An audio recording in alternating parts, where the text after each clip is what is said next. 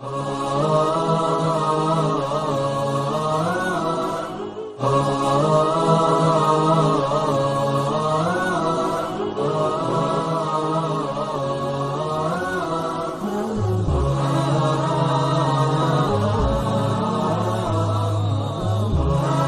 الشيطان الرجيم بسم الله الرحمن الرحيم والصلاة والسلام على رسول الله وبعد السلام عليكم ورحمة الله وبركاته. Chers frères et sœurs, chers téléspectateurs, rendons grâce à Allah subhanahu wa ta'ala qui, par sa grâce infinie, nous a permis de nous retrouver dans ce numéro 7 de notre émission intitulée Le voyage vers la piété à travers le mois béni de Ramadan. Chers frères et sœurs en islam, soyons toujours reconnaissants envers Allah subhanahu wa ta'ala qui nous a permis de vivre une fois de plus ce mois béni de Ramadan que nous continuons à vivre.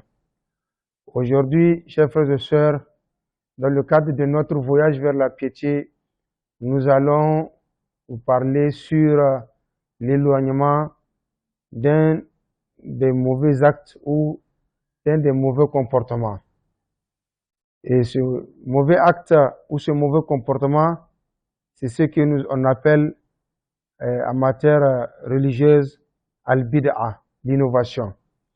Parce que nous savons que l'innovation al-bid'a, c'est un concept religieux.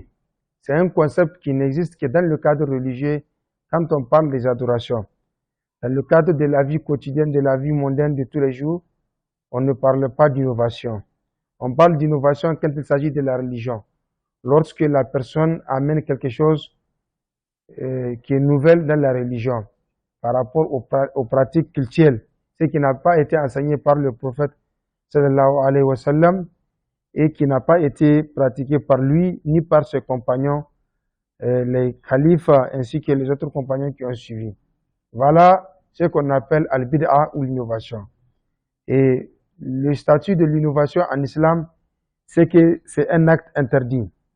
C'est interdit parce que Allah subhanahu wa ta'ala, il nous a averti par rapport à l'innovation. Il dit فَلْيَحْذَرِ الَّذِينَ يُخَالِفُونَ عَنْ أَمْرِهِ أَنْ تُصِيبَهُمْ فِتْنَةٌ أَوْ يُصِيبَهُمْ عَذَابٌ أَلِيمٌ.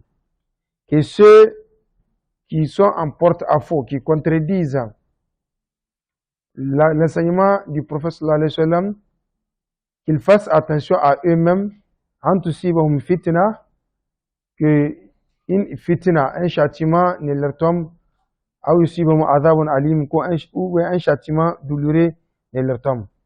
Voilà ce que Allah subhanahu wa ta'ala nous a dit par rapport à l'innovation. Et nombreux sont les hadiths dans lesquels le prophète sallallahu alayhi wa sallam, il nous a avertis par rapport à l'innovation. Le musulman doit faire attention, il doit être prudent dans ses pratiques culturelles, qu'il n'insère pas ce qui n'a pas été enseigné par ni le Coran, ni la tradition du prophète sallallahu alayhi wa sallam, ce qui n'a pas eu sa confirmation à travers ces deux sources, ni encore à travers l'enseignement des 4 califes dont le prophète sallallahu alayhi wa sallam a validé leurs pratiques avant même qu'ils ne quittent ce monde-là. Chers frères et sœurs, chers téléspectateurs, le prophète sallallahu alayhi wa sallam, il a dit dans un hadith authentique, Kullu bid'atin dalala. Toute innovation est un égarement. Donc, il n'y a pas une classification des innovations pour dire qu'il y a des bonnes innovations et il y a des mauvaises innovations. Ce qu'on appelle innovation, nous avons dit ce qui n'a pas été enseigné par le prophète ou ses 4 califes et ni encore à travers le Coran. Donc, tout ce qui n'a pas été enseigné ainsi dans ces sources-là n'est que perdition. Kullu bid'atin dalala.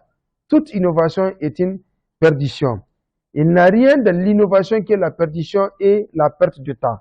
Le musulman qui pense qu'il est en train de faire un bon acte ou une bonne action en faisant des actes qui ont été innovés, il n'y trouvera rien que la perdition et la perte de temps et d'énergie. Chers frères et sœurs en islam, les savants disent que l'innovateur est mauvais et pire que le pécheur. C'est-à-dire le pécheur est mieux que l'innovateur. Car le pécheur, lui, il sait qu'il est en train d'accomplir un acte interdit. Il peut se repentir. Alors que l'innovateur, lui, il pense toujours qu'il est en train de faire une bonne action et il va toujours essayer de justifier cela. Il va penser qu'il a des récompenses. C'est le jour du jugement dernier qu'il se rendra compte qu'il n'a aucune récompense, car le prophète dit Man amila amalan laysa alayhi amruna fahuwa rad. Tout celui qui aura accompli un acte qui n'a pas de fondement dans notre enseignement, fahuwa rad, l'acte sera rejeté, l'acte ne sera pas valable. Chers frères et sœurs, l'innovation étant donc interdite, nous devons donc nous éloigner le plus possible, surtout pendant ce mois béni de Ramadan. Car c'est le moment pendant lequel nous devons nous soucier de la validité de nos actes. Car nous savons que nos actes seront, les récompenses de nos actes seront multipliées au décuple, au centuple et jusqu'à un nombre, à un multiple infini par la grâce d'Allah subhanahu wa ta'ala. Nous devons être prudents. Et parmi les actes que les gens accomplissent et qui sont inscrits dans les actes d'innovation pendant ce mois béni de Ramadan, il y a comme exemple les prières surrogatoires ou des prières ou des évocations, des zikrs que les gens prescrivent selon, par exemple, les nuits. Par exemple, nous voyons des messages ou des textes qui circulent dans lesquels on va dire pendant la première nuit du mois de Ramadan, il faut faire 10 rakats et il faut faire par exemple Subhanallah 100 fois. Pendant la deuxième nuit, il faut faire 8 rakats et il faut faire Alhamdulillah 10 fois. Ces actes-là n'ont aucun fondement dans l'enseignement du prophète sallallahu alayhi wa sallam. Et le musulman doit être prudent, il doit se préserver, il doit préserver son énergie, il doit préserver son temps pour que ces actes lui soient bénéfiques et pour qu'il espère à une récompense auprès d'Allah subhanahu wa ta'ala le jour du jugement dernier, le jour de la rétribution. Le jour de la rétribution. Et c'est pourquoi ces actes-là doivent être abandonnés. Il n'y a pas un fondement. Un hadith du prophète sallallahu alayhi wa sallam où il pratique recueilli des compagnons ou les peu prédécesseurs qu'il y a des nombres de rakats prescrites dans les différentes nuits du mois de Ramadan. Car tout acte prescrit, surtout en nombre et en temps, doit trouver son fondement dans l'enseignement du prophète sallallahu alayhi wa sallam. Un acte n'est valable que sous deux conditions. La bonne intention et la conformité à l'enseignement du prophète sallallahu alayhi wa sallam. Et un acte ne sera conforme à l'enseignement du prophète sallallahu alayhi wa sallam que quand il réunit un certain nombre de conditions, parmi lesquelles il y a le temps, il y a le nombre. Le fait de dire chaque nuit du mois du Ramadan, il faut faire tel nombre de rakats, ça n'a pas été prescrit dans l'enseignement du prophète sallallahu alayhi wa sallam, donc ça n'a pas de fondement, c'est un acte d'innovation. Et celui qui le fait, pensant qu'il aura une récompense, il se rendra compte qu'il a perdu son temps dans la perdition ainsi que son énergie. Qu'Allah subhanahu wa ta'ala nous en préserve. Chers frères et sœurs en islam, nous devons donc être prudents par rapport à tous les actes d'innovation pendant ce mois béni de Ramadan pour que nous espérions à une récompense auprès d'Allah subhanahu wa ta'ala. Sinon, nous allons passer ce mois béni de Ramadan en train de faire des prières sans qu'on ait cette récompense que le prophète sallallahu alayhi wa sallam avait dite en disant Man qama ramadana imanan wa ihtisaban faqad ghufira lahu ma taqaddama min zambi. Donc en disant celui qui aura prié durant le mois de Ramadan, il aura ses péchés pardonnés, mais il faut que les prières soient conformes à l'enseignement du prophète sallallahu alayhi wa sallam. Ne cherchons pas d'autres sources ou d'autres pratiques alors que nous n'avons même pas fini d'épuiser ce qui a été rapporté de l'enseignement du prophète sallallahu alayhi wa sallam.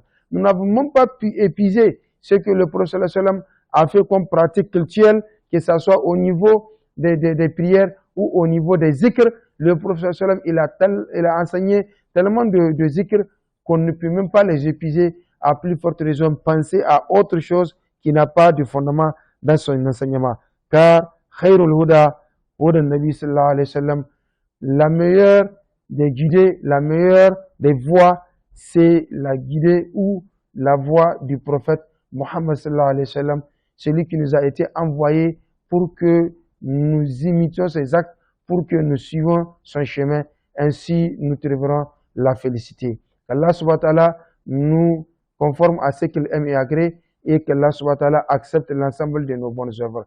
Subhanakallahumma bihamdika, ashhadu an la ilaha illa anta, astaghfiruka wa atubu ilaik. Assalamu alaikum wa rahmatullah. Merci chers frères et sœurs de nous avoir suivis une fois de plus. Qu'Allah subhanahu wa ta'ala nous réunit tous dans la récompense.